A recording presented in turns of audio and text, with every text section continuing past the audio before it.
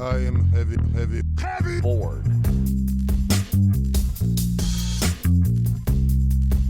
I may say that the male is entirely hostile. No! Inner resources.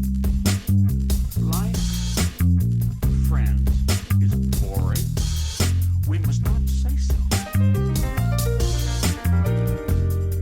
This is Andrew Wittstadt, and you were listening to Heavy Bored.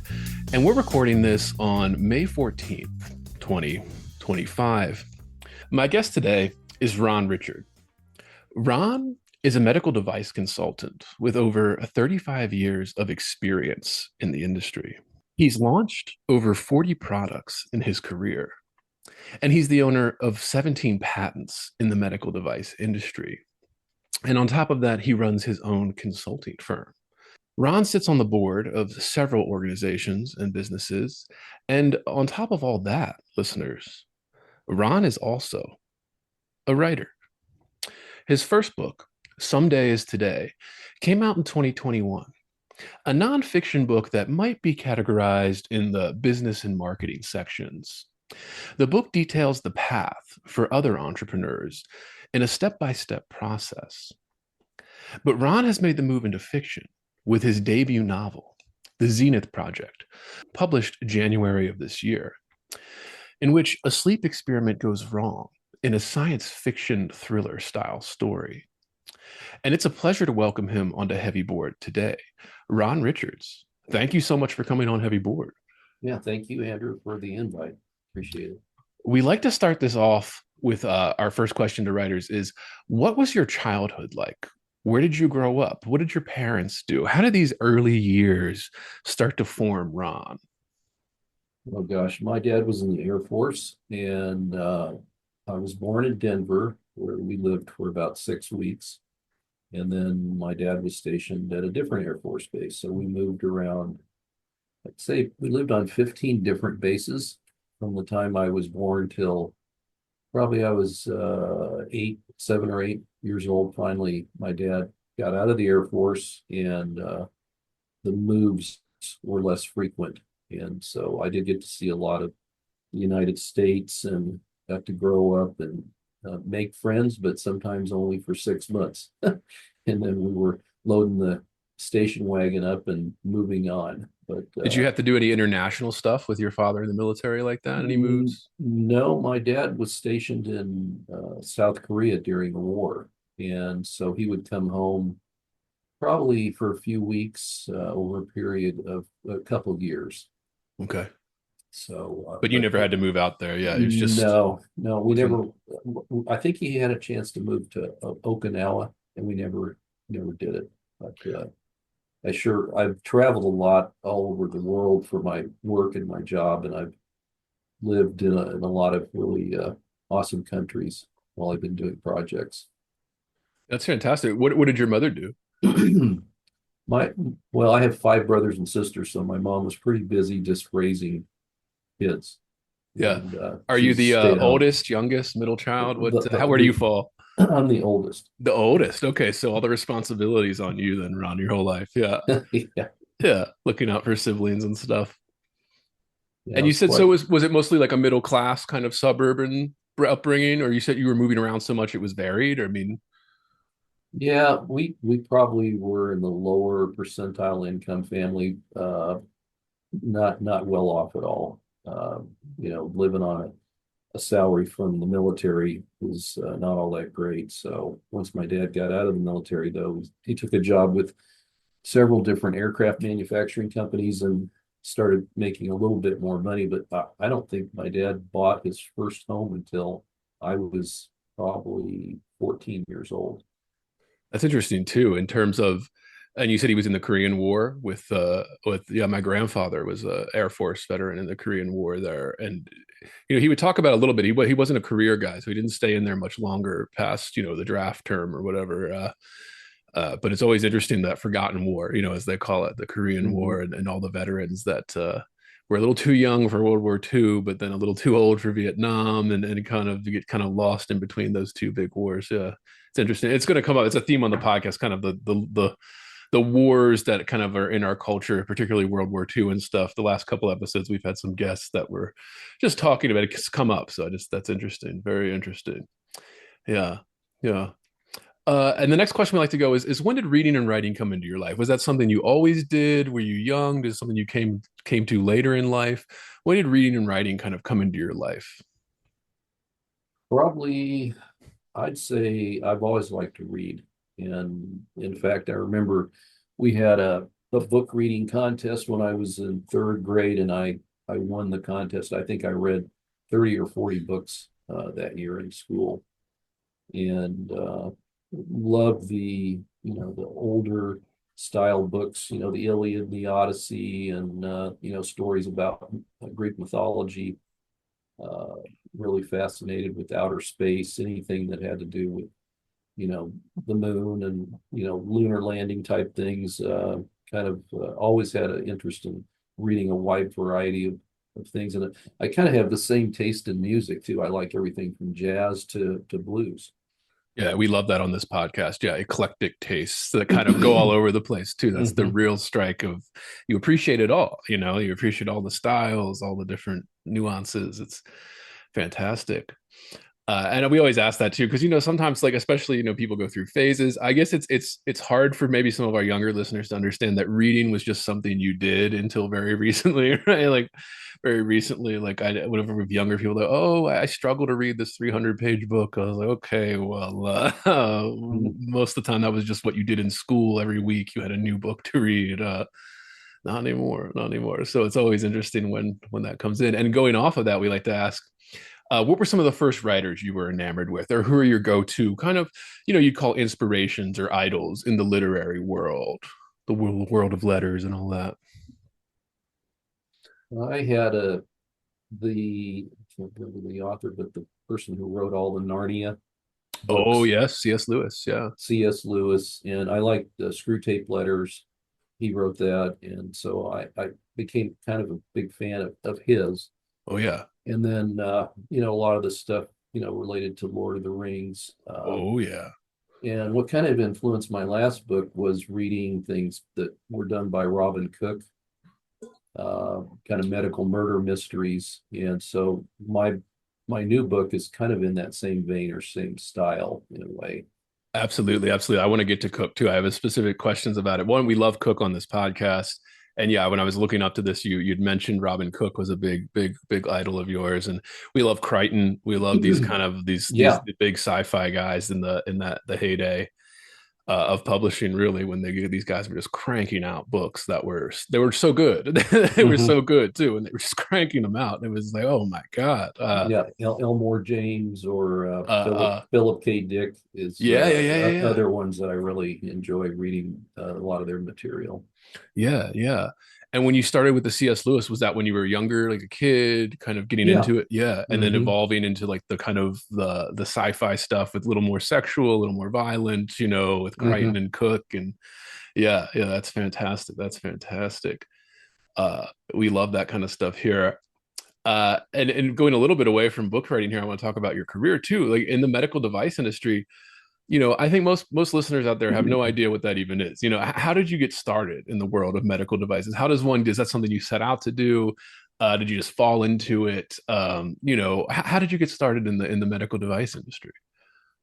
In college, I took a lot of pre-med courses. I wanted to be a doctor, and I had a friend that worked at a hospital while I was going to college. Told me there were some openings, and I could apply for a job, and I took a position actually working in surgeries in OR tech.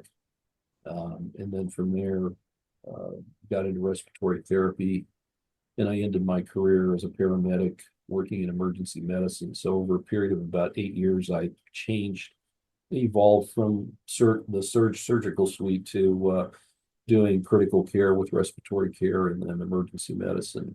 But I never went to medical school. I basically um, towards the end of my career, I got to be friends with a lot of sales reps that were coming in and calling on the hospital where I worked.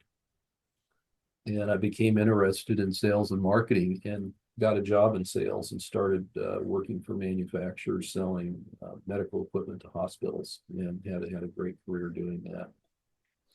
Yeah, that's interesting too, because I'm interesting how that happens. Everybody's life, kind of how you end up in these situations, and kind of like sometimes things fall into your lap. Other times, you have to grind for decades to get there. It really, when you're at that position, you do start to see all the little things, like the little mismanagement problems, or the little, red tape that's like making something bad, or not as good patient, or hurting the patient care in some way.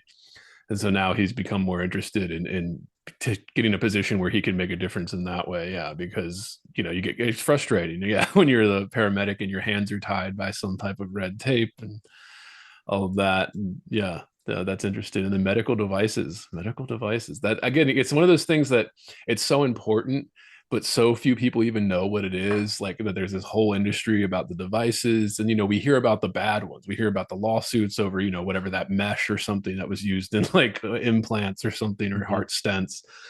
That gets sued and everyone have to stop using it. But we don't hear about all the success stories where like a new device is invented and it's saving lives every day, because it's not sexy and cool and all that. It's just this little tiny piece of plastic or like a little valve in the heart that's changes everybody's life and the whole trajectory of the world. I was thinking about like you inventing devices, like in your kind of entrepreneurial part of your life, like what is your process like for inventing a new device? And I guess I'm asking kind of, most people think this is like a mad scientist, like in a lab style stuff, but like, how does it actually work for you in terms of like when you were inventing devices? Like how did it start with the spark? Was it something you saw and then started thinking, working the problem through? How does that come about? Or were you just literally, mad scientist in a lab tinkering? Like, how did you start getting into inventing devices and stuff like that? I was really, to be honest, Andrew, so lucky with my first invention. It was a simple communication board that we used with patients on ventilators. And when you're on a ventilator, you're intubated and they put a tube into your airway and you immediately lose the ability to speak, which we take for granted. Once you lose that ability, patients get very anxious. They're afraid. They're trying to just get simple things that they can talk to someone and easily achieve that. And now all of a sudden the communication is lost or gone.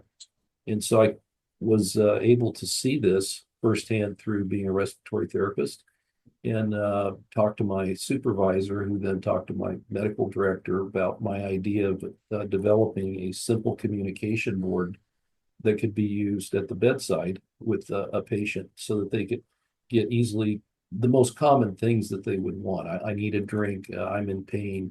I would like to talk to the doctor. I need a nurse. And so over a period of 6 months, the hospital allowed me to do a research project with people that were on ventilators.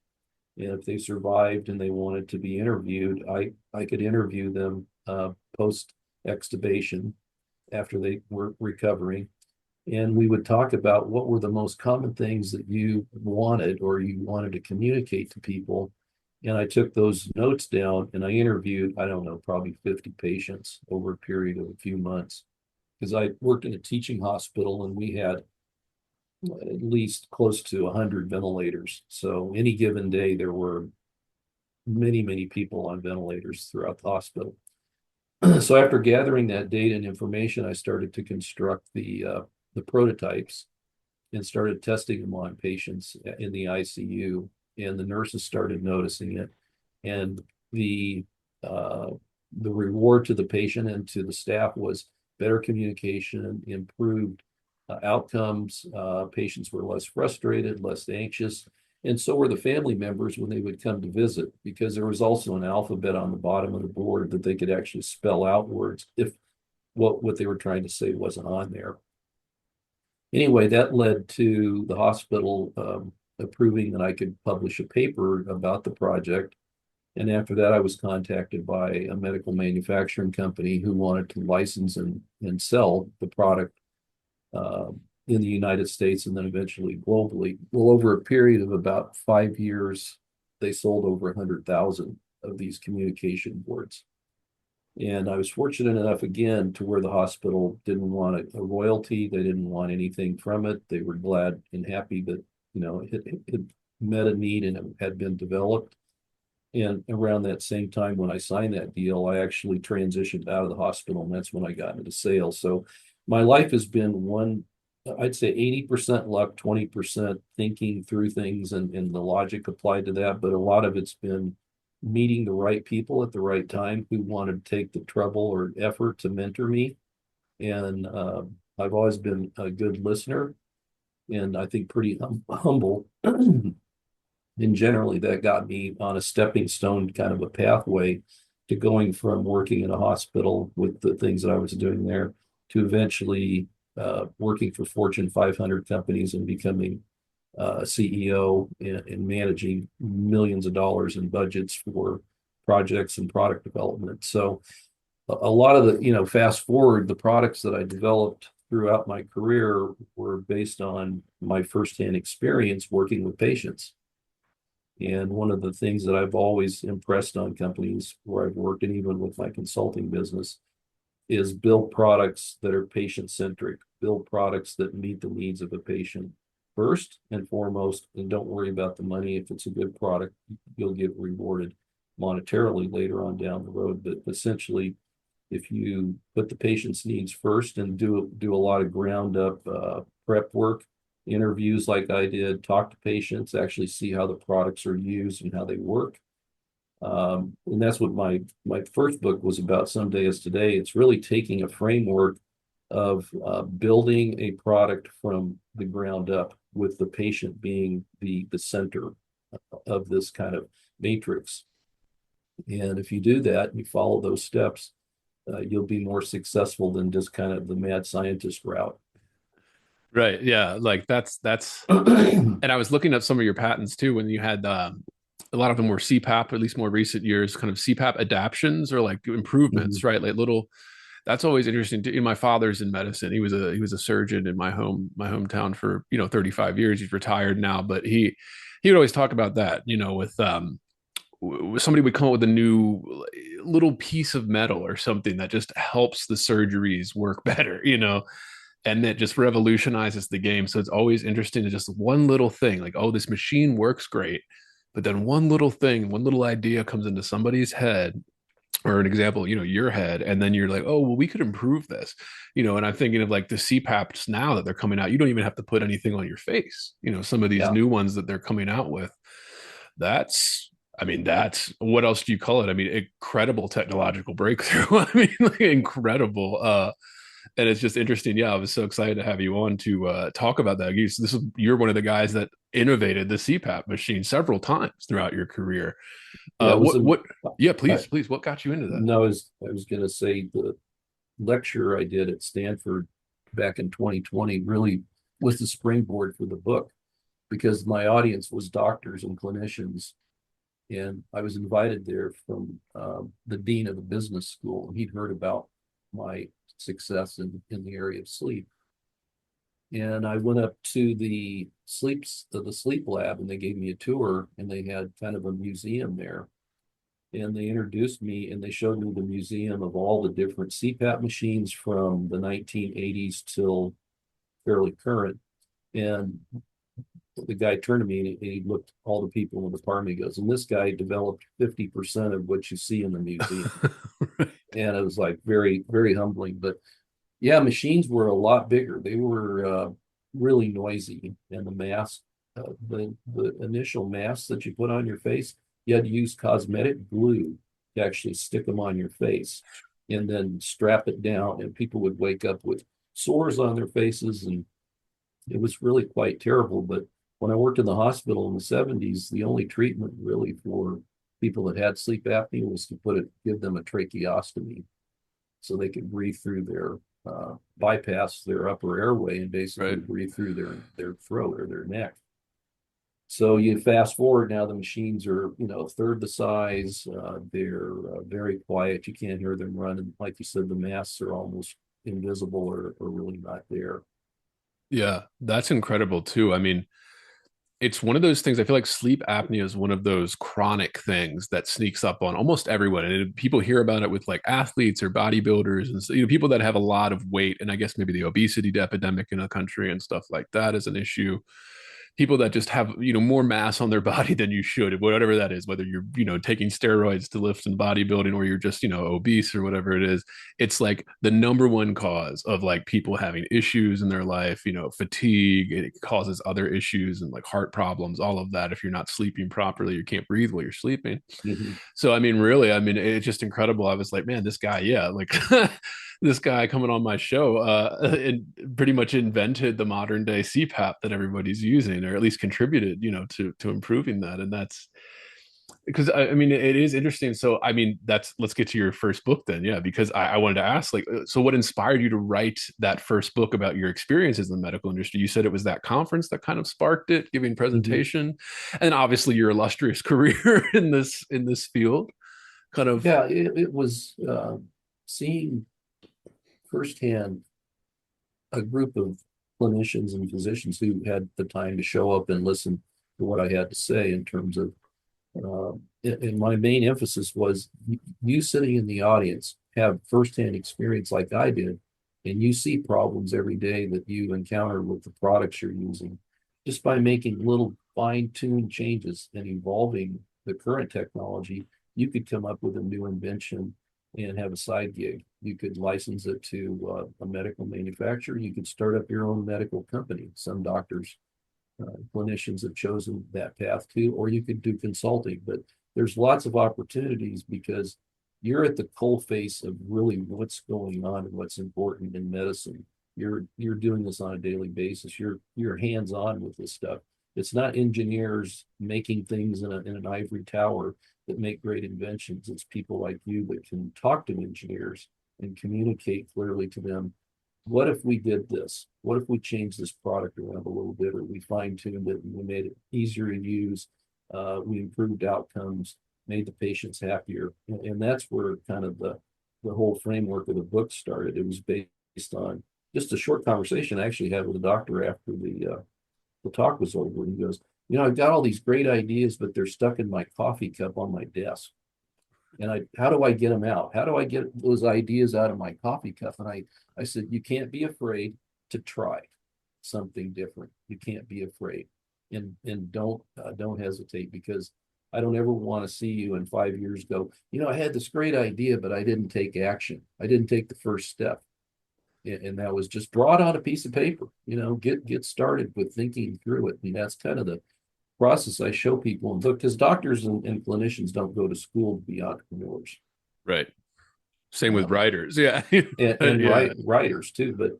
And so after that, that's when I thought, you know what, I've got a lot of experience. I hope I can take my experiences and encourage people like doctors and clinicians to get more engaged and involved with product development and inventions.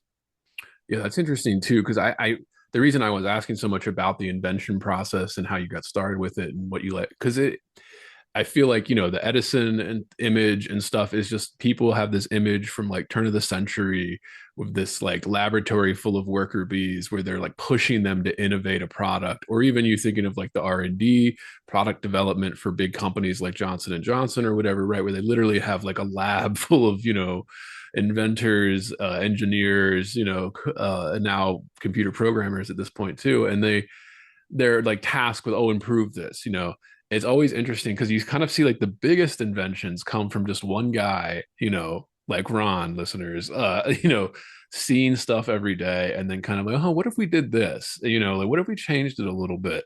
And that tends to lead to an even bigger innovation than any of these, hundreds of billions in R&D departments for all of these kind of medical companies, and even, everyday household products like Johnson and Johnson skincare and all of that. It's just interesting how that happens. I wonder, what do you think of that in terms of, do you think you get better results from like innovation on your own, or in like a lab setting like you would in some of these big companies that are meant to design products?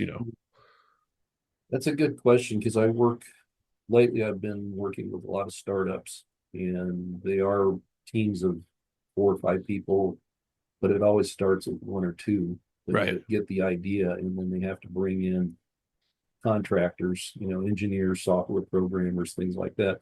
And the latest evolution of all this is now we're starting to apply some forms of AI to help improve the workflow process, not so much the invention or the inventing part of it, but there's a lot of forms and things you have to fill out constantly when you're dealing with a new product in a new, a startup in particular.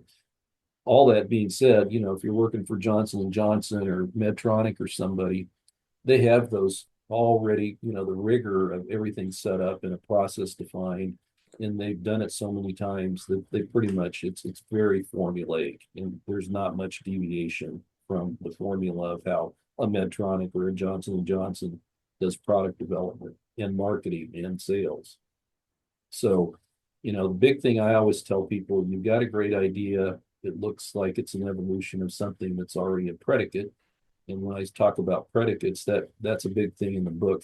When I hear people say I've got a revolutionary idea versus evolutionary idea, I get a red flag right away going, if it's revolutionary, it's going to cost a lot of money to get to market. You won't have a predicate. You're not going to be able to probably get through the FDA. And that's going to take a lot of time and clinical studies and money that you're going to burn through trying to create this revolutionary idea or product. So I always like evolutionary type things that have a predicate so that you can, refer to that when we're doing your 510K filings and your FDA work. That helps speed things up and kind of workflow that through the whole process, because we're in a very regulated environment in the medical industry.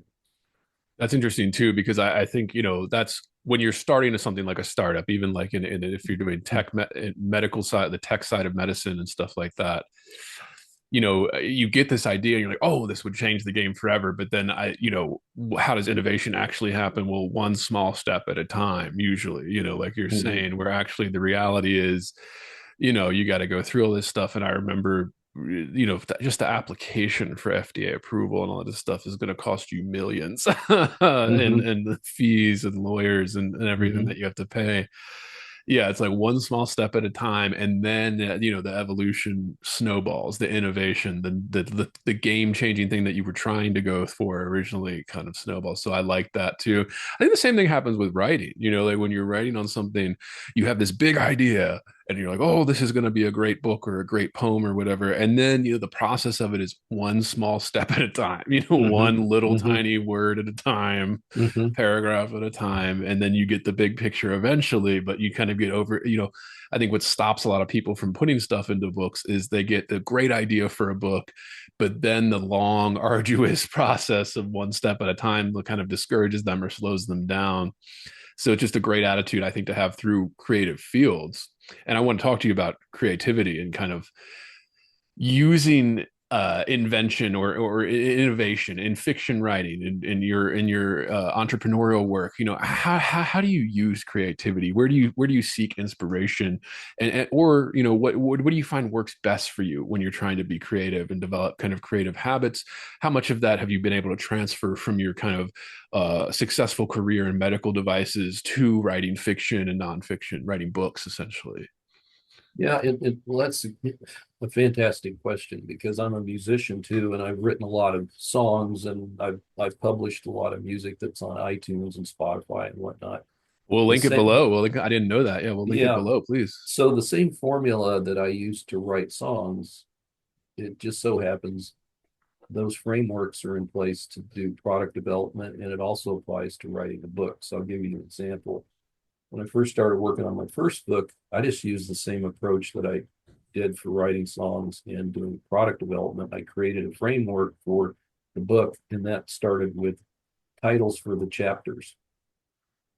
And then below that was two or three sentences. What's this chapter going to be about? And then from there started to let the ideas percolate and just start writing about a topic for each chapter, and then go through the editing process. And I self-published both my books too, by the way. And I did the same thing with music. But even with product development and inventions, writing a book, writing songs, I think everybody gets writer's block at some point. You hit a wall and you just you have to figure out something that's going to spark or stimulate the thinking process or the creativity part of your brain to get through these obstacles. And sometimes you have to be patient. There's been times when I thought I was going to give up on something, and I what I tell people is just put it down for a while, and if it's worth the time and effort, it'll repercolate in your little file cabinet system in your brain, and all of a sudden you'll go, "That's it." Pull Right. it back out, and you start working on it wherever you stopped, and restart the project. With the goal in mind, at some point you're going to want to finish it. You can't have feature creep and everything, otherwise you don't get anything done. Yeah. Yeah, I like that too. And that's something that's a theme on the podcast too. We always like to ask because I think time and distance, when you separate yourself a little bit, you get too inside your own head, you get too excited, you have this new idea, whether that's, doing some creative fiction work or poetry work, listeners, or like in Ron's case, uh, inventing a new product or a new adapter for something that improves everyone's life and health. It's you kind of you can get stuck by being too obsessed with the outcome, and you kind of get stuck in your own head, and just a little time and distance, just it's a cliche, right? Time heals all things. Well, it's Mhm. kind of true for creativity too. It kind of Yeah. heals that, whatever creates that bridge that you're missing, that you need for like a couple ideas in your head to come together. It's kind of strange how that works. Yeah, very interesting with that and We creativity. were Yes. talking earlier too about books that I've read, and I like one of them was written by Arnold Palmer. And I love to play golf. It's such an interesting game, but there's a quote in there: "The road to success is always under construction." Right. And that's what Arnold Palmer's view of life was. And that you talk about a guy who just made a huge impact on charities and such a nice person and a great athlete. Arnold Palmer was, right up there with the best of them. But that's the way I look at life too, is that, it's always under construction. Don't don't give up, keep working hard. Anything that's worth, having is you got to work hard for it. It's and you got to have, like I said earlier, luck. A Yeah. lot of things that I've invented and things I've done. I've been pretty lucky to be around the right people at the right time. Yeah, absolutely. Absolutely. That kind of collaboration. And it's Mhm. interesting for writers too, because I think writing is a solo act. You're doing it alone, in a room by yourself or whatever. And then you're kind of bringing it to the world. But you still kind of need collaboration in a creative process, editors and kind of, designers and things like that. If you don't know how to do that yourself, of course. But Mhm. yeah, that's great. Golf though. Yeah, Arnold Palmer. I like that you brought it up because this we love American cultural icons on this on this podcast, and Arnold Palmer is definitely one of many athletes that are bigger than life. I love the romanticism, the bigger than life figures, the Michael Jordans, the Babe Ruths, these people that Tiger Woods even is up there. He's not dead yet, but when he does, I think maybe his legacy was ruined. I don't know. We don't have to get into that, but it's interesting with that. I mean, Arnold Palmer, we have a drink named after this guy. Like, and it's not like he even invented the drink. It's just like it was just his favorite, and we just started calling it that. Like, it's I love that. I love how these little things happen, and you never know how they're going to happen, but they do. And then he becomes this huge figure. What got you into golf? Was it your career in sales and stuff? I know it's it's kind of an older school thing. I don't know if people even still do this in sales, but oh, you have to make this pitch on the golf course. If you're doing something like that, so you have to learn how to play golf to be in sales. Is that like something from the 60s, 70s, or is it just like something you've always done and got into? How did you get into golf? What It was purely by accident, and I Yeah. just got invited to play by a friend of mine who, of all things, I was playing tennis with, and he said, "Well, have you ever played golf?" I go, "No, I don't know anything about it." He goes, "Well, I got an exercise club. Why don't we go out and hit it around a little bit because you're a good tennis player. It's just eye hand contact." So I got started playing in my late 20s, and I still just love to play. I try to get out once a week, just to be Yeah. outside, and be in the outdoors, and then chase after the white golf ball down the fairway. Yeah, yeah. That's always great too. Golf, it's a great sport. Yeah, it's a great I grew up, I didn't get very serious about it, but I did start playing it young. My brother was always better than me at it, so he was more serious and would get lessons and stuff and be in like junior tournaments and things. But and then yeah, just I don't know, it's always interesting. My grandfather was big into golf, so he would take us out, as like an outing or something when he was retired. He was just golfing every day, getting 9 holes in or whatever, in the Mhm. morning. And going about your day, he would take us, and that was always a lot of fun. But yeah, golf is one of those things where you can do it quickly or you can leisurely take hours, and kind of relax. It's one of those sports that combines relaxation and frustration probably more than any other. I Mhm. don't know. I mean, because you can just relax and drive the cart to the next hole, and then you slice it to the right, and then you're frustrated. It's great. You Yeah. can have one good shot, and then the next shot can be just terrible. It's an most unforgiving game or sport I've ever played. Yeah, yeah, absolutely, absolutely. There's no hiding either that bright white ball. Yeah, yeah, yeah. Everybody But no, sees. I did get started playing to be engaged with business Right. discussions, and it is a good, unless you overdo it. You kind of learn the etiquette of don't talk too much about business while you're on the course. But on the 19th hole, when you have a libation or two, then we start to get it more into the business discussions than we do on the course. Yeah, when I was right out of college, I got a job working at a cigar shop in Baltimore, where I'm from, and there were a lot of older guys that worked there part time, and one of the guys was a golf pro at one of the local courses. And I remember asking him, like, how do you end up being a golf pro at a golf course like this, giving lessons and stuff? And he's like, honestly, this guy, he worked at like grocery stores for like 20 years, eventually worked his way up from cashier to management and stuff for a big grocery chain. Did that 25 years, retired, got into golf, and then obviously he started just, getting good enough practicing to be like, the pro on staff or whatever at at the local course. And then would Awesome. work at the cigar shop with people like me to get discounts and just pass the time, I guess, when he's not on the course. So Sounds like a good life. yeah, yeah, he was an interesting guy. He was an interesting guy, yeah. But that's always interesting too. Yeah, cigars and golf. That's always that's one of my hobby horses. Sure, yeah. Yeah. So I'm always interested. Okay, I wanted to talk about dreams versus reality, and this is kind of about your first book still, like kind of, you know, how does one make their dream a reality like you did? This is kind of the topic of the book of your first book, at least. How do you do it? How do you recommend people do it? Because everybody's always, oh, I want my dream is to do this. I want to chase my dream. You're kind of giving people a blueprint, like how to turn that idea into a reality. How did you do that? How did you do that? How do you recommend people do it? Because I think it's even beyond the medical device. I think in creativity, I think this applies to your novel writing, your book writing, all of that. Yeah, I'd have to say it started probably kind of associated or coupled with having to move around and adapt to a lot of different places and do it fairly quickly. So, in order to be accepted in the school or the community wherever I was at, I always tried to excel and be the best at, playing baseball or whatever sports were in the area and try to make friends through that. And that's kind of when I also got my first start in music. I got accepted and started touring with the Texas Boys Choir, doing Broadway musicals when I was 9 and 10 years old. And so early on, I learned that if you don't raise your hand and step forward and take a chance, even though sometimes you may fail, uh, you won't challenge yourself enough to where you're gonna move ahead in life.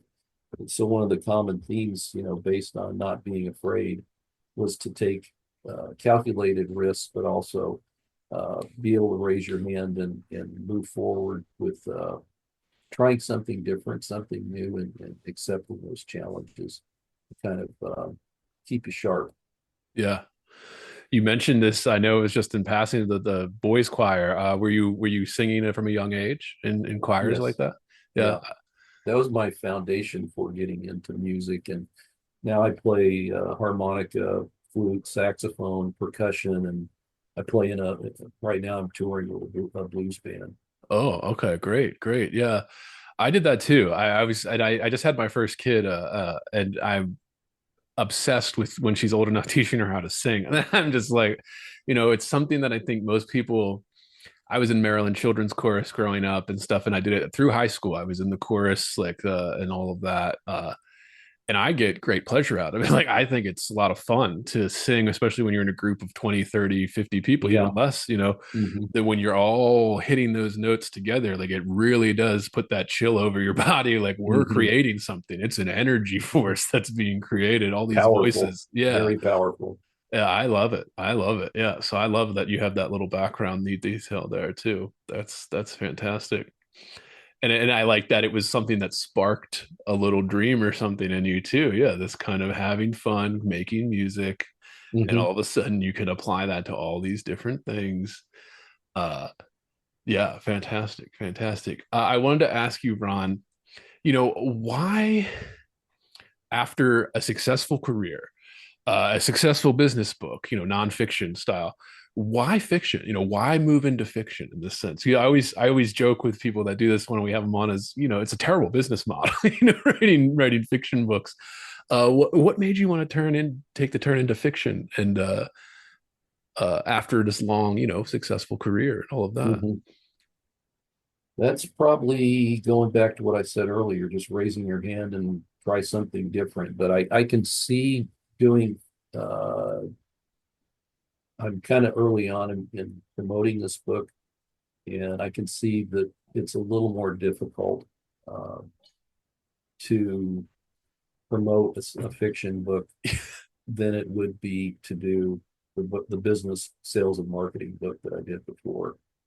Uh, it's much easier to get booked on shows and podcasts for Right. that versus, talking about a science fiction book.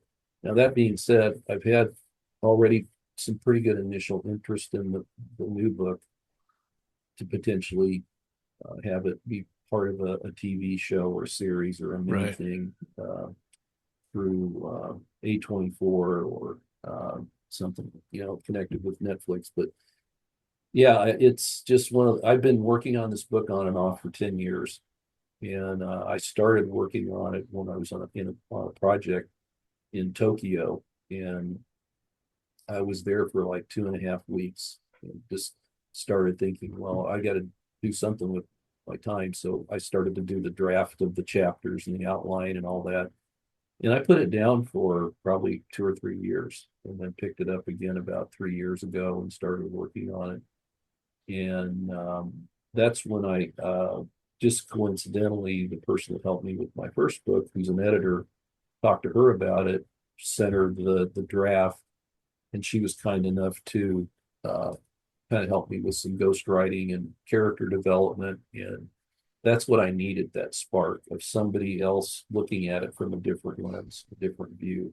Otherwise, it may have just stayed in the cobwebs and in the file cabinet. Yeah. Yeah.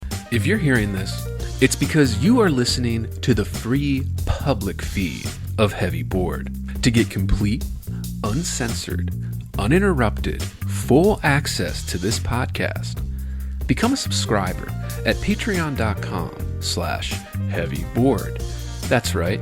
Heavy Board is made possible by subscribers like you. For less than 1 cup of coffee per month, you will receive private access to uncensored, full-length episodes, Jerk Shop, heavy bonus content, subscribers-only AMA episodes, bonus extended interviews, and more.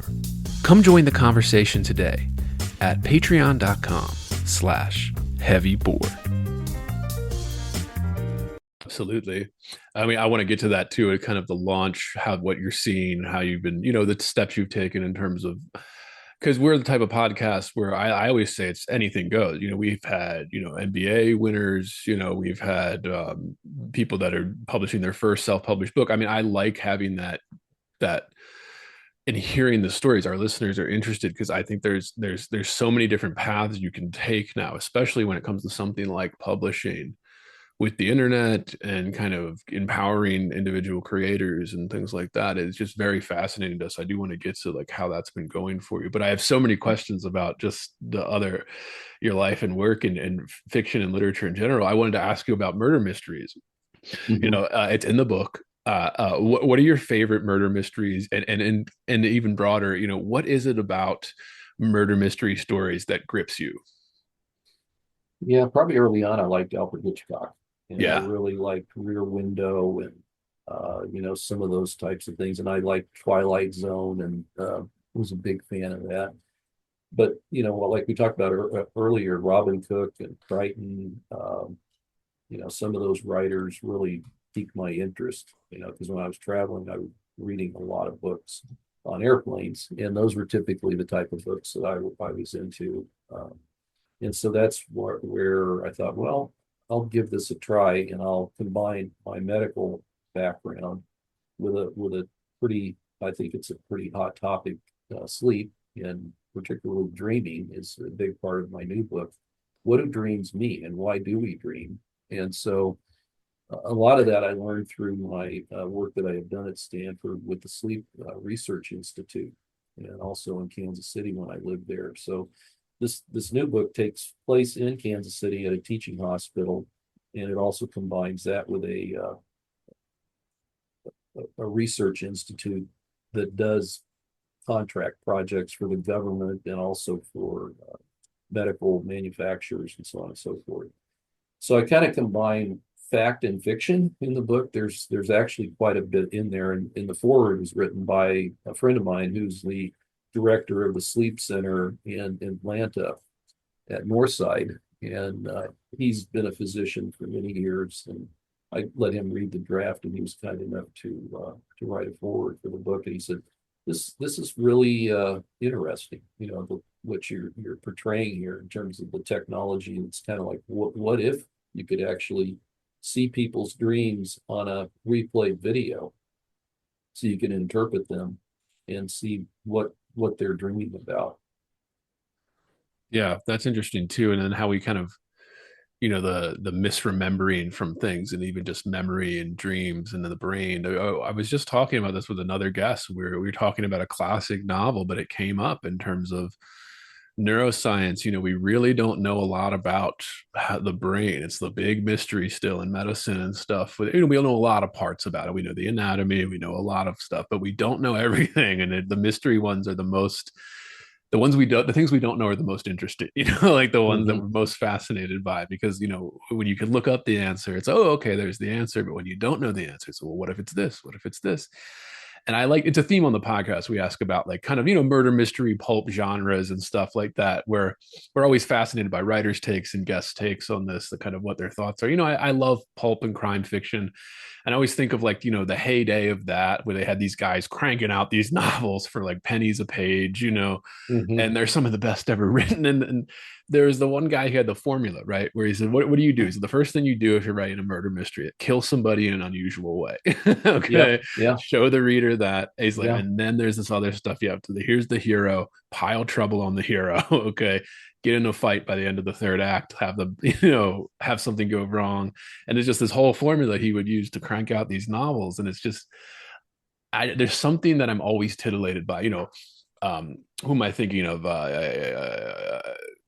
And then there were Agatha Christie. I'm thinking of Agatha Christie. I'm thinking of, the kind of drawing room murder mysteries that were big at turn of the century. Like there's always, even the biggest shows on TV are, a murder mystery, well, at least the network ones, murder mystery, NCIS, SVU, Law and Order, like these kind of, they're all murder mystery. They're little kind of vignettes, almost murder mystery story, Mhm. usually, it's variation, not always murder, but it's usually murder.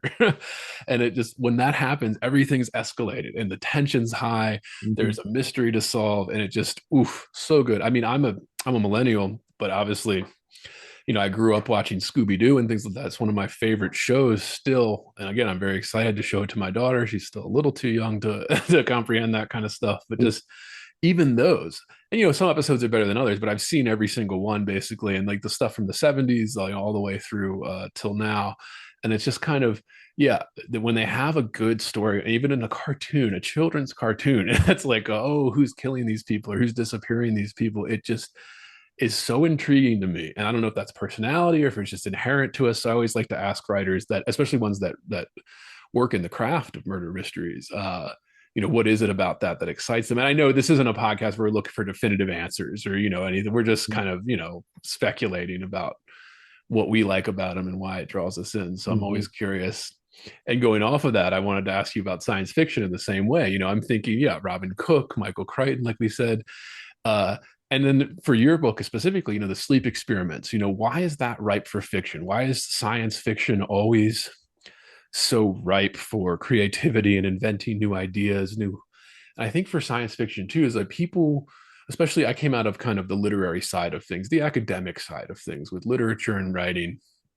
And there's usually kind of a turn up your nose snob effect when you talk about science fiction. Kurt Vonnegut would talk about this in the 70s, kind of when he's talking to professors and stuff. They're like, oh, science fiction's, low grade, low brow kind of thing. But then you mentioned Philip K. Dick, you mentioned these other big iconic Asimov, these kind of people, you know, a lot of devices that we have, like even cell phones, like they were invented because somebody in the sci-fi realm created this fantasy thing, this fictional thing. And then we say, oh, that's really cool. Could we make that? Like it really is a place for innovation, especially in technology. And we don't have Star Trek, beaming people through space, but we don't have that idea until a creative writer sat down and thought it up, like, Hmm. and then that idea is in the culture. Maybe it takes 100 years, 1,000 years, whatever it is.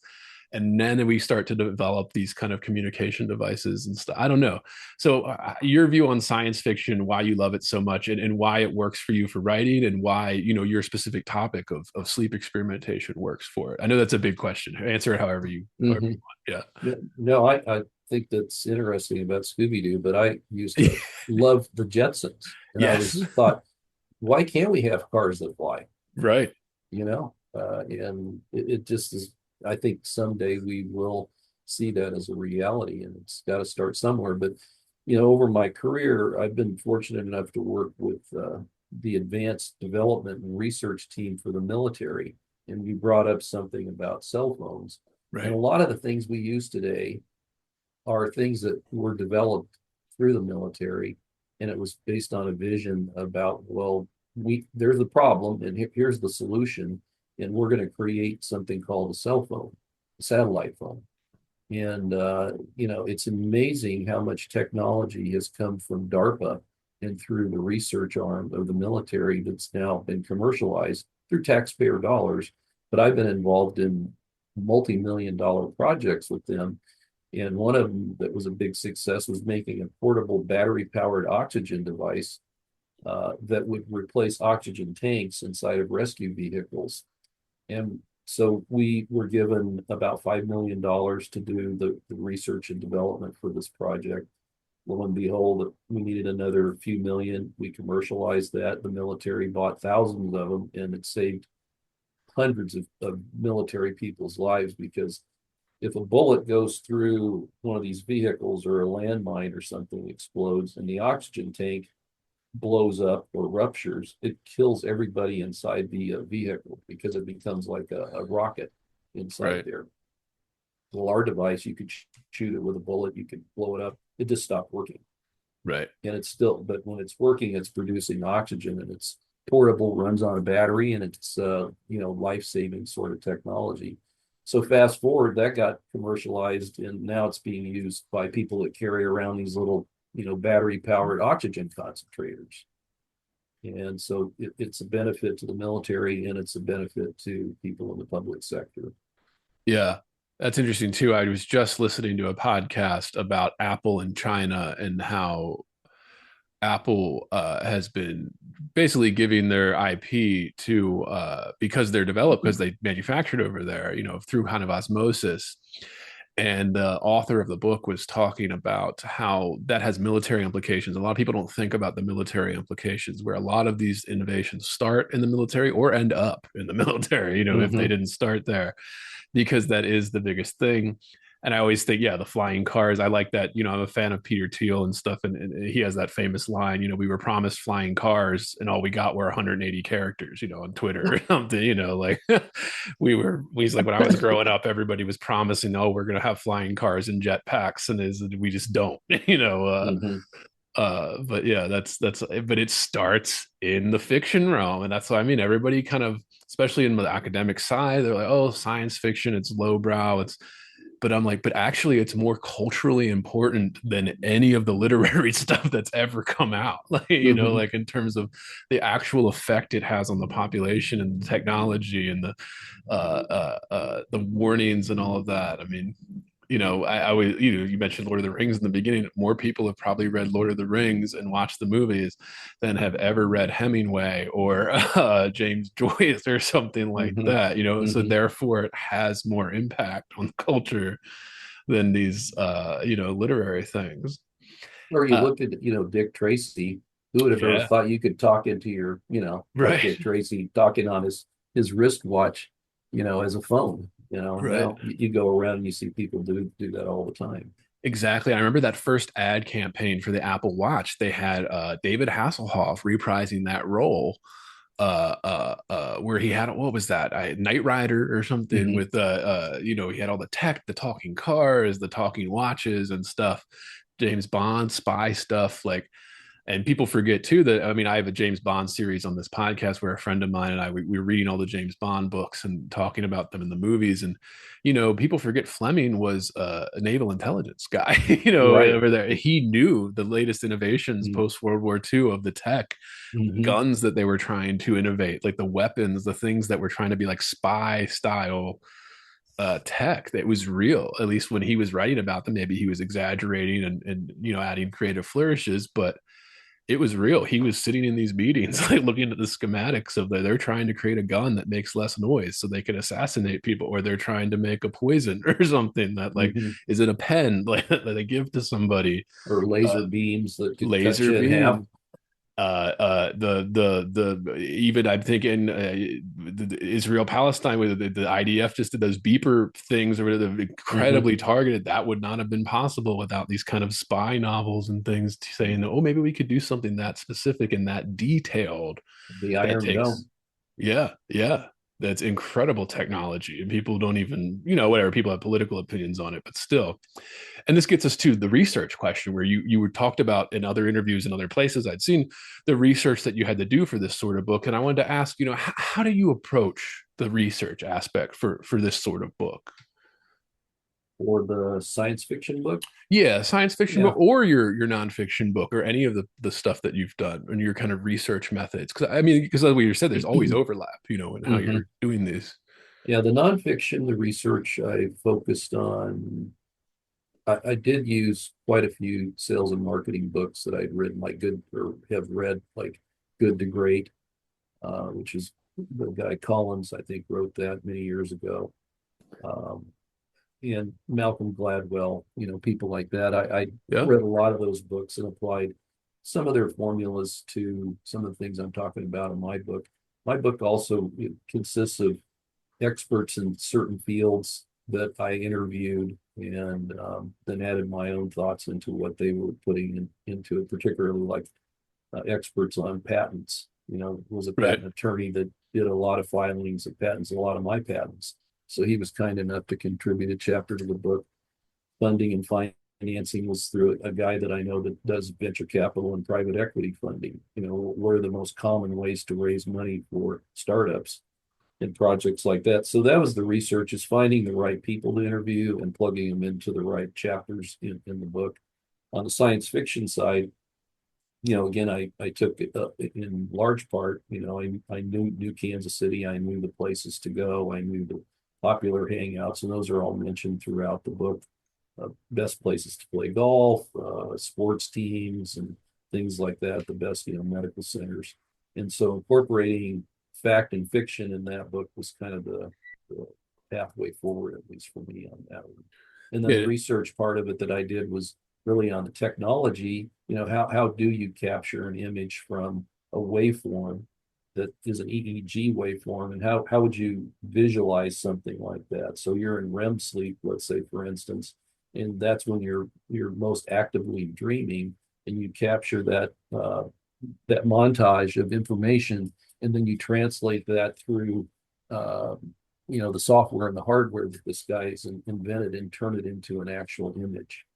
Yeah, that's why Cook and Crichton were so good at that too, especially Cook. I think what he was kind of explaining, we've covered a Cook Chromosome 6 on this podcast, so we've covered one of his big novels, And this is the way he kind of breaks down, yeah, the actual scientific process. And it's even maybe it's even more detailed than most readers need, but it just kind of it gives you the visual, and that is a Mhm. skill. How do you translate this? And even in my work, like stuff that I do for my day job and stuff where most of what I do is breaking down complex things for people that don't understand it to be able to understand it. And I taught college for about a decade and stuff, and that was what I did every day. You break down these things for people that don't know them so they can understand it. It's just that's a skill. That is something that you can develop through technique. You can reference these greats like Cook and stuff, go back, how did they do it? So I'm always fascinated writers' processes for doing Mhm. that. How you manage to do that is always interesting. uh and moving right along here, publishing. I want to get to publishing. Why self-publish, especially given your credentials, your career? Why self-publish, especially the first nonfiction book? Why did you choose to go this route? Yeah, I have two or three friends that have published a number of books, and some of them have gone through publishing companies, Right. but that was years ago when they Right. actually got upfront fees and they Right. were, sponsored essentially to take a book and get it to market. I think that's changed quite a Oh bit. yes. Oh And yes. so self-publishing is kind of the route that a lot of people are taking anymore, unless you're a big name person that can get $1 million, contract to get a Right. book out. And so, and it's not as hard to do as it was Right. before. I kind of compare it to the music industry. Back when I was writing and doing recordings, the studios were very brick and mortar based, very professional, very complex. And you have engineers specifically doing certain jobs for mixing, mastering, and all that kind of stuff. And the studio time is expensive. Fast forward, my last record that I did it in a house, uh, same type of equipment, but much more streamlined. And now you even fast forward that, and you've got people doing pretty good recordings at home using Pro Tools and different things. And then they're going through a self-publishing route even with their music.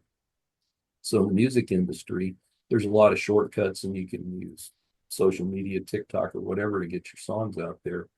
But it's a lot easier and faster for musicians now to put an EP out than it was 10 years ago. It's a lot less expensive.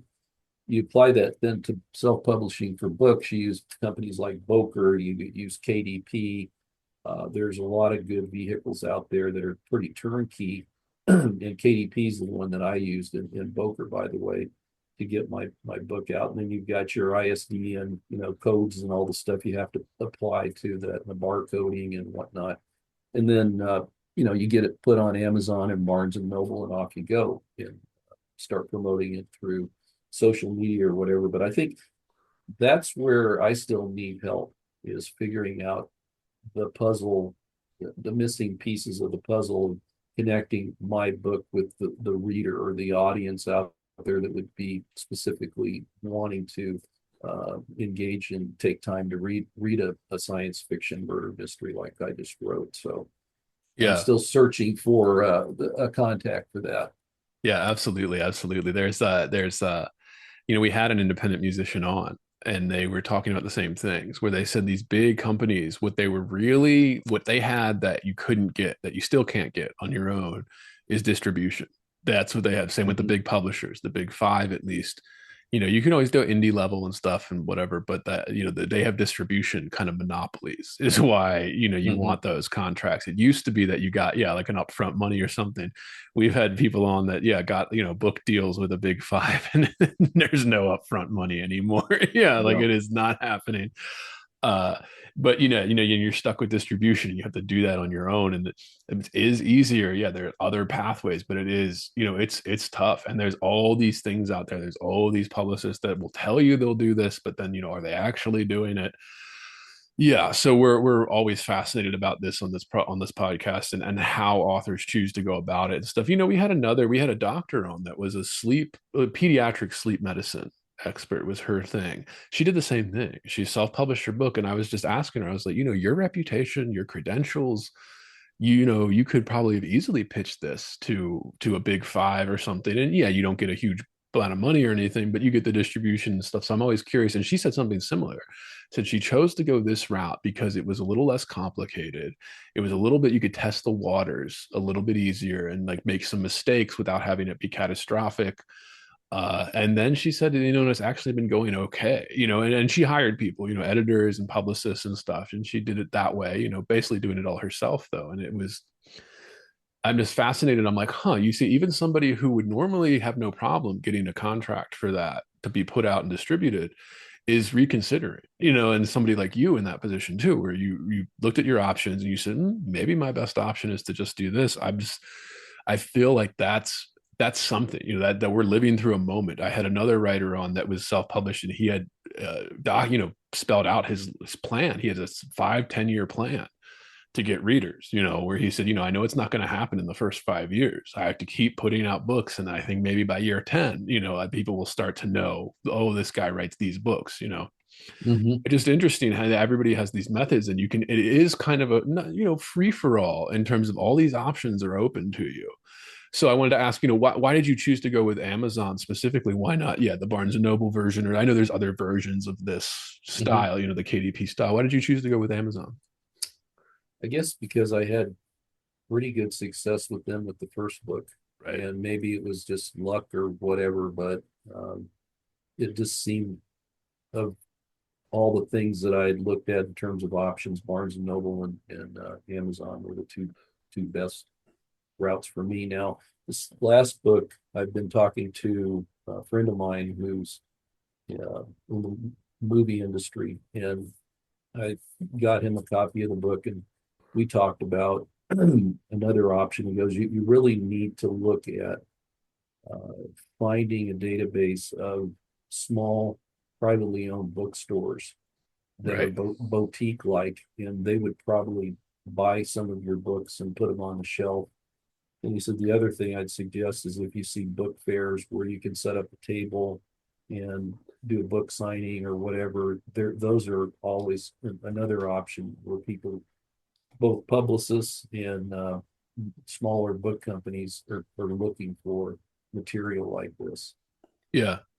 Yeah, we had another she was doing children's books, another self-published writer, and she said she had actually had more sales doing that, the book fairs, and then driving in kind of a 50-mile radius from her house, the local libraries, local bookstores, and Mhm. basically pitching to them, with books out of her trunk, and Yeah. and she said she's had more sales doing that than she has with the Amazon and stuff like that, which I wanted to ask you about too. Like, have you used ads in this kind of book launch campaign at all for either of these books, and how did that Mhm. go? Not yet. Not yet. That's something that I'm exploring. And I'm also thinking about hiring a publicist to, help me with some of the marketing and sales aspects of it. Because I really don't know that world that well. I'm more akin to the medical, side of things. Right.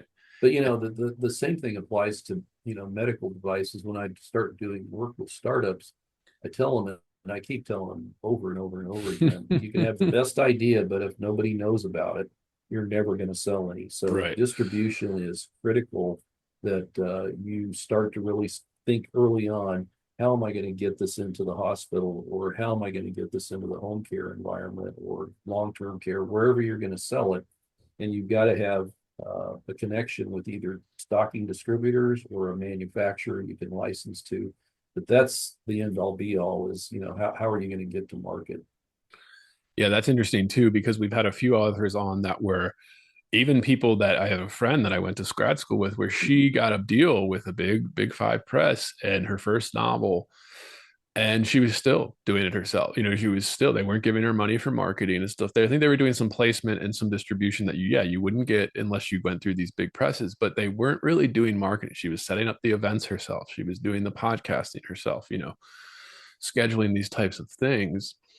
And it's just interesting how that's changing now. I think we're living through a moment where nobody knows how to sell these things or market them, or at least the old ways aren't working anymore. So like the new ways are still kind of being developed, and they're being developed by, people like you publishing individually, and then they're being developed by small presses, and they're even the big presses are trying to develop new ways to do this, and they're kind of chasing TikTok and stuff like that right now.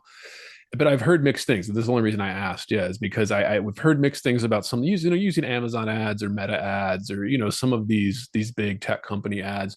I've heard mixed things. I've heard great success. I've heard that they'll happily take your money and not not lead to anything. Mhm. Um, so yeah, we're always just curious about that there, how it's working and how each author is choosing to go about it for that. Mhm. These last couple of questions are all kind of writing craft specific, Ron, where we like to know kind of the details about the practice, the craft of writing. We like to know, what is your writing routine like? How do you like to do this? Are you a morning writer, night writer? What do you like to do for your writing routines? I kind of like late morning, early afternoon for me, and try to have a routine that forces me to at least try to write for at least 30 minutes to an hour. Right. Not grind it out or anything. It's got to be fun, and it's got to be something that you look forward to doing. And when it starts to just become mundane and just, this is just too hard, I just tell people, and I tell myself this, to back off for a while, just Right. take a break, take a breather. It's like working out at the gym. You can't, if you don't feel up to it that day, just take a day off and then try to go back the next day. Yeah, absolutely. Do you like to do daily stuff, or like you said, just kind of feel it out?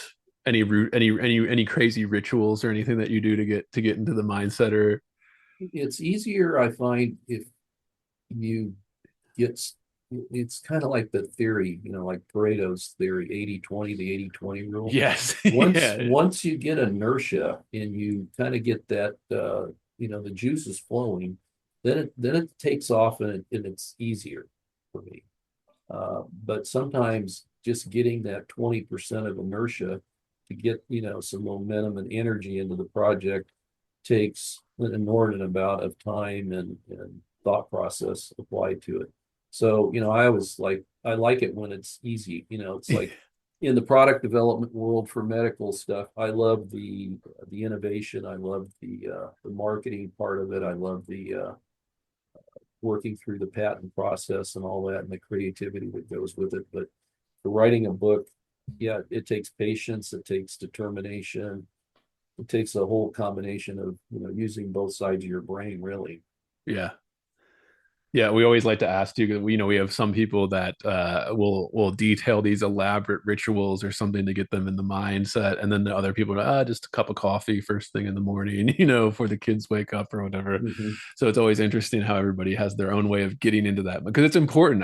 Those are not minor things; those are major things. Being able to get yourself into that mindset, that's a huge, huge deal. Yeah, for playing live shows, I definitely have a routine I go through before I play. I have to, it almost like it's like a ritual, just just to keep me centered and keep me calm and focused, just to get off to the right start with the first couple songs. Yeah. Yeah. Anything you do in particular? I know that the musicians have always had kind of some elaborate routines, and others just go out there, whatever, take a swig of beer and go out there, sure. But like, others have elaborate. I know I'm a big Red Hot Chili Peppers fan. I know like a lot of them, especially since they're all off drugs now, like they say that they're they do a lot of stretching and like drink tea and kind of like warm Mhm. ups, vocal and finger warm ups, kind of. That's how they prepare now, in their 40s and 50s for a show, like to do something, perform for hours live. I mean, that's people don't understand how difficult that is too, Yeah. mentally, physically. That takes a toll. So yeah, having a ritual really helps. Same thing for writing. Same thing for entrepreneurship. I think a lot of this too. You have Hmm. to kind of have a ritual where you're doing a little bit every day. Hmm. Very interesting. Another thing I like to ask here, Ron, is how do you make a living? And we don't need to get into any numbers or anything like that, but do you make any money off of the books? Because we asked this for a couple of reasons, but the main one is, it's tough out there for writers, and everyone's wanting to know, how do you make a living as a writer? Turns out most people don't, right? So we just like Mhm. to ask, how do you make a living? You have your consulting day job, right? That you usually, and then, Mhm. yeah, Yeah, and I'd say majority of my income comes from my medical consulting business. right, It's just like I'll just tell you honestly, I've been in the music industry for a long time, and only 5% of the musicians that I know actually make enough money to where that's their only job. Most of right, the people I play with and work with in the music industry have one or two other jobs.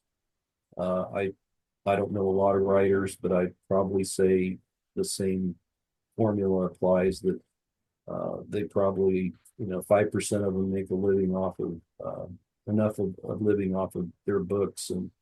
doing talks and things like that, that they don't need to work somewhere else. They can just dedicate full time to writing, but that's few and far between.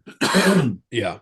Yeah, that's why we asked the question too, because I think that's the reality of it. Like I said, we've had National Book Award winners on this podcast, and they say the exact same thing. They're just like, I Mhm. have to teach for a living, I have to run workshops. Like, even if you get a little check, it's not actually enough to live off of. 20 grand. Yeah, it's great to get a check for that, but realistically, can you live off of that? Like, no. No. Are you getting that every year? No, you're not getting that check every year.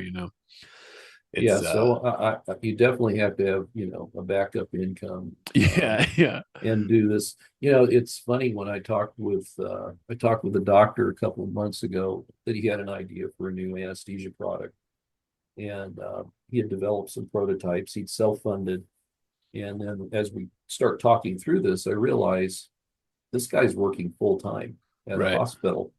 And I asked him the question. I go, how are you going to be able to afford to keep developing this project? And he goes, I'm a big believer in this, and I'll work weekends, I'll work nights, I'll do whatever it takes. But I said, that's a great spirit to have about this, but the reality of it is, you're on call, you've got a Right. lot of responsibilities, you can't get too tired or fatigued. You got to be, up and at 'em for your job. And I just said, you might want to consider bringing on some consulting help, with the product development at this stage. So you have to Right. figure out, how you're going to juggle all the plates. Man's got to know his limitations, right? Yeah. Yeah. Yeah. That's what my father always said, that we big dirty Harry fan, so he would always he would always give me like Clint Eastwood quotes, stuff like that. Is like, he said he would tell when he was training younger doctors, he said he would tell them that too. He'd be like, you got to ask yourself, is like, do you know your limitations right now? Do you feel lucky? Hmm. Like you're about to just cut somebody open here. Yeah. No. How are you going to go into this? Yeah, they work long, hard hours. My wife's a doctor, and I'll tell you what, I have a lot of respect for her and all the doctors that do what they do. Right. Yeah. That's yeah, yeah, absolutely. People get focused on the pay or whatever that you get for that, but it's like, all right, you want to go work 80-hour weeks? Like most people don't want to work those, be on call during every Right. holiday, on Yeah, every weekend. exactly. Somebody calling you, you have to stop what you're doing at your kid's soccer game and take the call because it's you that are on call this day, not Mm, all the other people. exactly. Yeah, it's Yeah, you saw it firsthand when growing up. yeah, yeah, absolutely, absolutely. You can see every side of it. You can see the stages of the career too. Is when you're starting out in that career, obviously it's much more work for less pay, and then as you get more advanced in the thing, then you get kind of rewarded later on. Maybe like entrepreneurship, like writing fiction. Like you kind of Hmm. get rewarded later on if you keep doing it. Another thing we like to ask everybody that comes on here, are you reading anything good, watching anything good, listening to anything good? What's filling your head and inspiring you right now? And this could be anything from classic literature to, reality TV or whatever, your favorite albums or anything like that. What are you filling your head with right now? What are you enjoying? Books, Enjoying movies? listening to Revolver by the Oh Beatles, yes. and I pulled that out, and then I've been listening a lot to Paul Simon, Graceland, Okay. and really enjoying that. I've kind of rekindled my interest in vinyl. So I've been buying a lot of records and enjoying the vinyl scene again. And then in terms of reading, I just finished a book that a guy wrote about smallpox and the evolution of vaccines. And it coincides somewhat with the recent COVID things that Right. we went through. But I think I know what you're talking about. Yeah, I've been hearing about it on like yeah, it's called Pox. The name okay, of yeah, that yeah, book. yeah, yeah. And so that's been really enlightening to read some historical thing that was written about the Spanish flu, Right. and how people were resistant to vaccines back then, and then polio, and all these epidemics that occurred over time, and all the problems uh, we had getting vaccines approved or getting them on the market or marketing them to the public to convince them that they should take it. And then fast forward to where we went with COVID. Yeah. Oh, this makes me feel like I got to pull out the famous James Baldwin quote. You think your pain is totally unique, and then you read and you realize that it's actually been going on for thousands of years. Like, and you're feeling Exactly. the same things and having the same problems that every human being has had before you. Hmm. You're getting people to take this or to uptake a vaccine or something. It's the same problem they've been having 100 years ago, 200 years ago. It's Exactly. never going away. It expands your mind to read this stuff. Yeah. And the final question we like to ask every writer that comes on here, Ron, what are you working on now? What's taking up your time creatively? What's taking up your energy and your time? Right now, I'm working on a remote monitoring telehealth telemedicine platform that we monitor.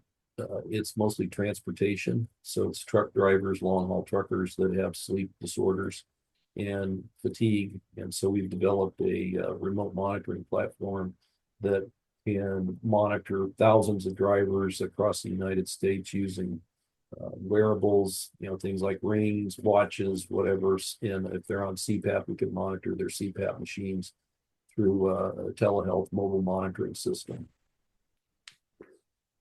Very fascinating. That is for, I guess, the kind of problem that you see long haul drivers have in terms of sleep. Maybe they take too many amphetamines or something, and that affects it too, or like coffee, even caffeine. Yeah, it's a tough lifestyle. Yeah. It's a hard job, physically, mentally demanding, and a lot of these truck drivers, they work really long hours, but they're not in very good health. The general statistic is that truck drivers uh, live about 10 years less than the normal uh, population of both male and female. I know they're more prone to stuff like blood clots and things as well, right? Because of the Hmm. just sitting in that position 18 hours a Yeah. day or something. And So yeah, our fatigue management program is really working well, and it's helping to reduce accidents, and it's also helping to reduce companies' overall insurance issues. yeah, it's fascinating, fascinating. And that's just like, is this like beta testing level basically, or even earlier than that? No, no, it's a mature platform. Okay. I've been working on it on and off for about 5 years. Okay. Yeah. Fantastic. Fantastic.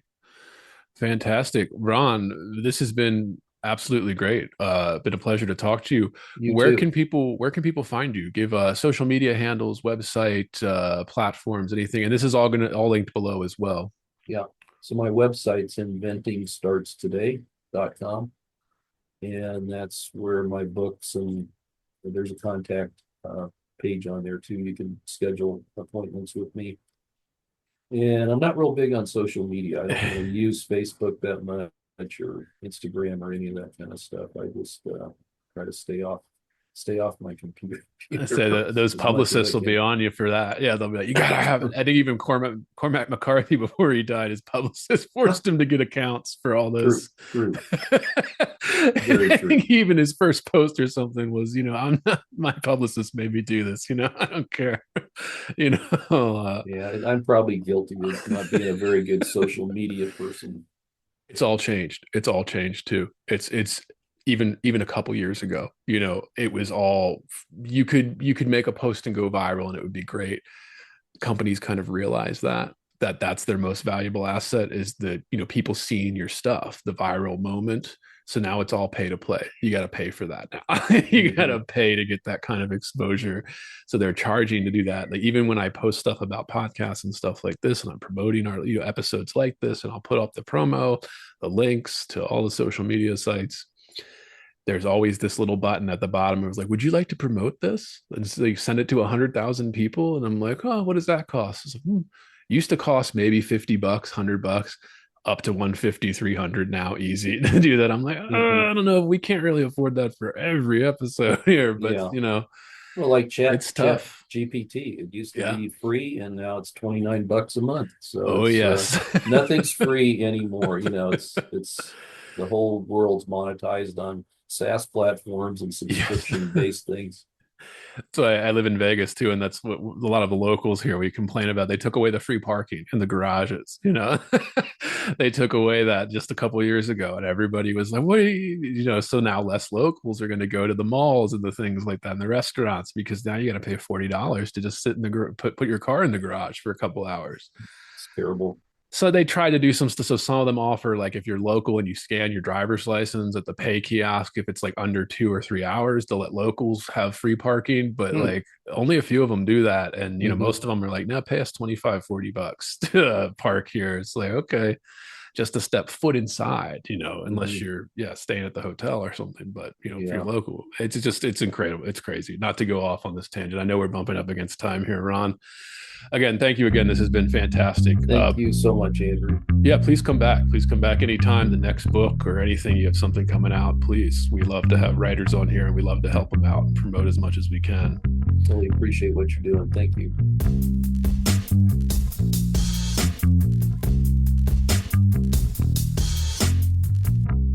Heavy. Bored. Heavy. I am heavy Bored. I may say male is entirely hostile. No! Resources. Life, friends, is boring. We must not say so.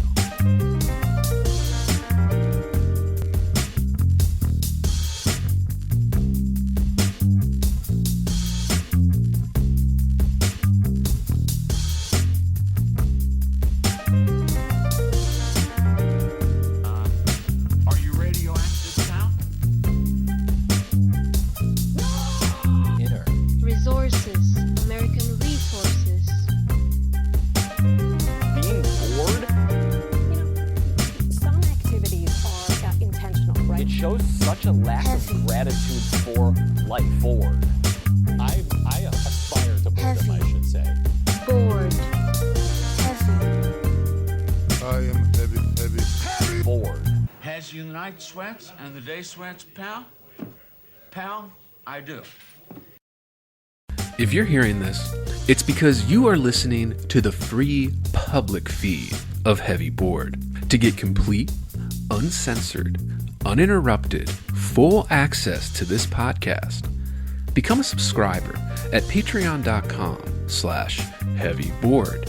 That's right, Heavy Board is made possible by subscribers like you. For less than 1 cup of coffee per month, you will receive private access to uncensored, full-length episodes, Jerk Shop, heavy bonus content, subscribers-only AMA episodes, bonus extended interviews, and more.